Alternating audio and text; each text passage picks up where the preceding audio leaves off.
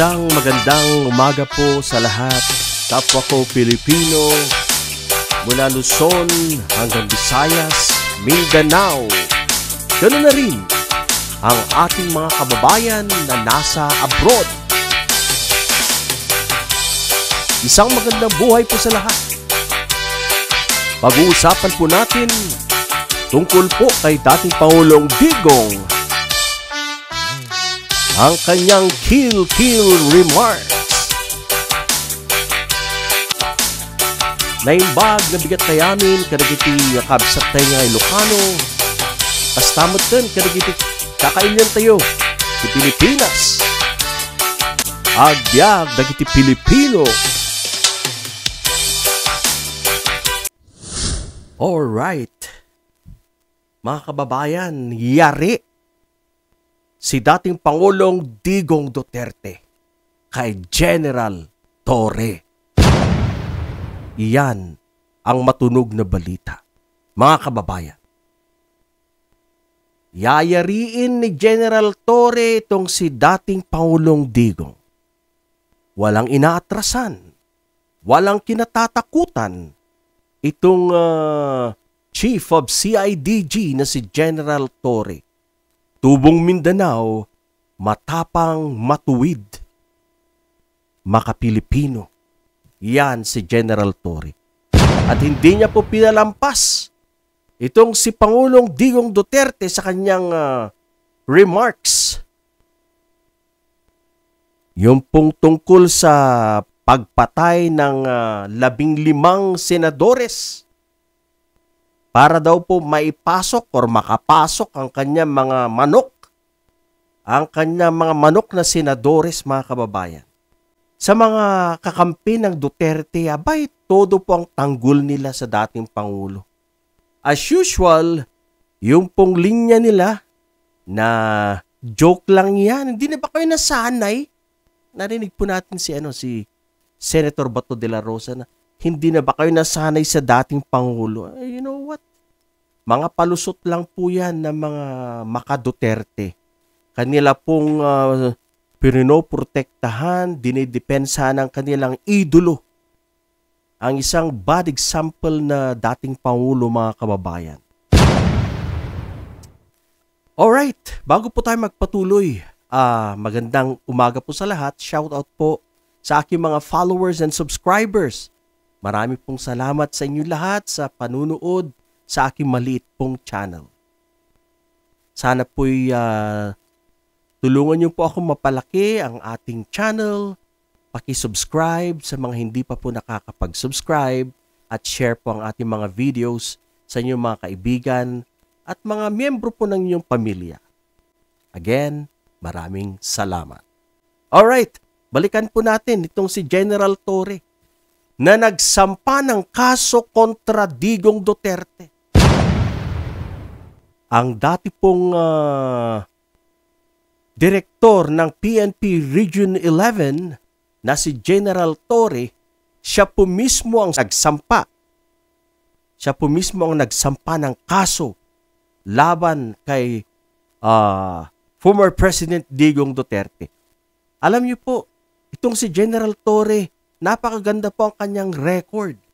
Siya po yung itinalaga na mamuno para huliin, arestuhin itong si Pastor Borloloy ng Kingdom of Jesus Christ. Yan, siya po ang namuno.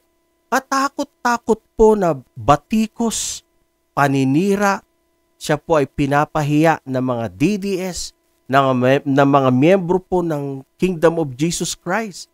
Itong si General Torre, pero hindi po siya nagpa-apekto. Hindi po siya nagpatinag. Talagang hinanap. Talagang hindi sumuko. At yun nga, hindi nakatiis. Si Pastor Kibuloy, siya po ay sumuko dahil wala na po siyang choice. Lahat po ng mga lagusan ay nabantayan ng mga kapulisan, kaya wala po siyang malulusutan. In the end, napasuko ni General Torre. Yan po, leadership po ni General Torre ay talagang nakakahanga talaga. Tayo po'y humanga. Kahit na may mga senador dyan and even vice president na trying to influence him, siguro trying to intimidate him, pero hindi po siya nagpatinag. Hindi po siya natakot. Ginawa niya ang kanyang tungkulin para sa bayan. At siya po'y nagtagumpay.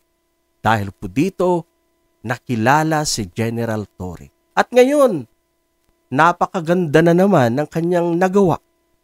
Ang sampahan ng kaso sa Department of Justice, itong si former President Digong Duterte. Dahil wala po sa mga kapulisan po natin ang may guts, may B, na kayang gawin po. Siya lang po, si General Torre lang po ang nakagawa na sampahan ng kaso itong dating Pangulo ng Pilipinas. Mga kababayan, ito po ay pagbangga sa isang pader. Pero kay General Torre, wala pong pader-pader. Basta sa kanya, alam niya, siya po'y nasa tamang tindig. Aba, hindi po siya natakot. In-interview nga po siya. Sabi nga niya na lagi nilang ganito. Ginagawa nilang parang lukuhan. Lagi nilang pinapalusot na joke lang, ganito. Kaya hindi na po nakapagtimpi itong si General Torre at kinasuhan na nga. Alam niyo mga kababayan, sumosobra na kasi ang mga Duterte. Ang dating Pangulo. Ang alam niya hanggang ngayon, control pa rin niya ang mga Pilipino. Ang alam niya, majority of Filipinos are still on his side. Pero wala na mga kababayan. Katiting na lang ang naiiwan sa mga Duterte. Katiting na lang ang naiiwan sa kanyang mga supporters. Kaya wala na. Kukunti na lang. Kung meron pong mag-protect sa kanya, kung meron pong magtatanggol sa kanya, ay kunti na lang. Dahil majority of Filipino people ay talagang galit na sa mga Duterte. Marami na po ang namulat, nagising.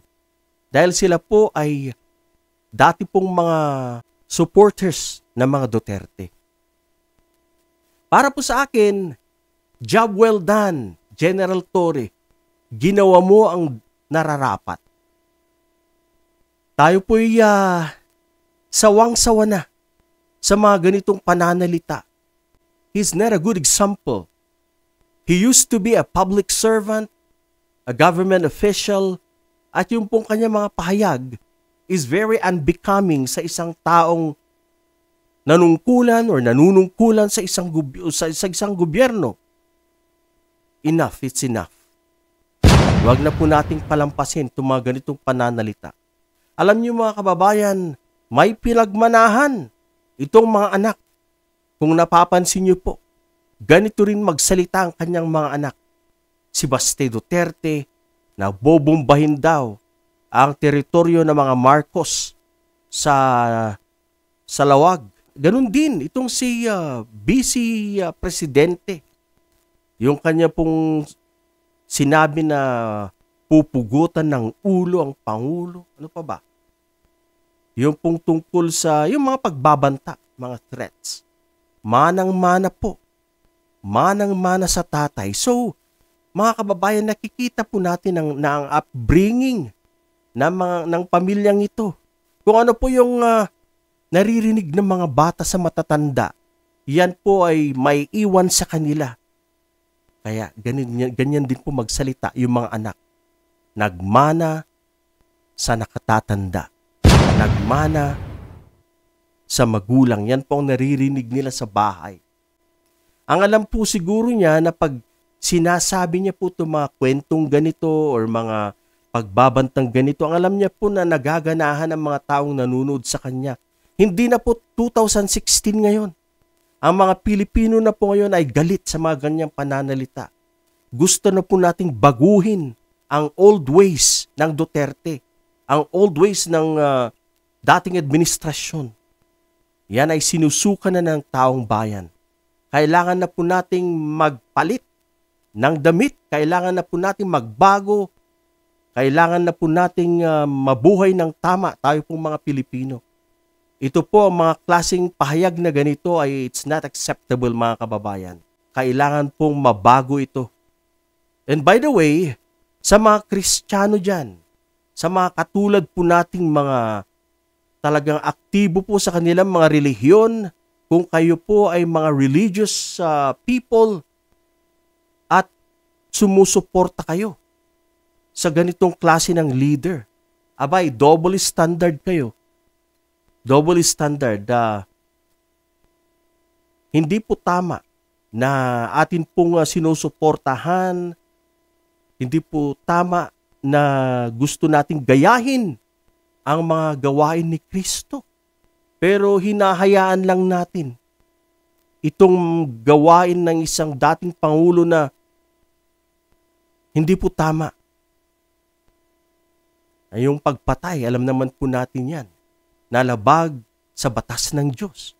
So, kung aktibo kayo sa inyong relihiyon at sumusuporta naman kayo sa ganitong klaseng leader, abay, you're double standard.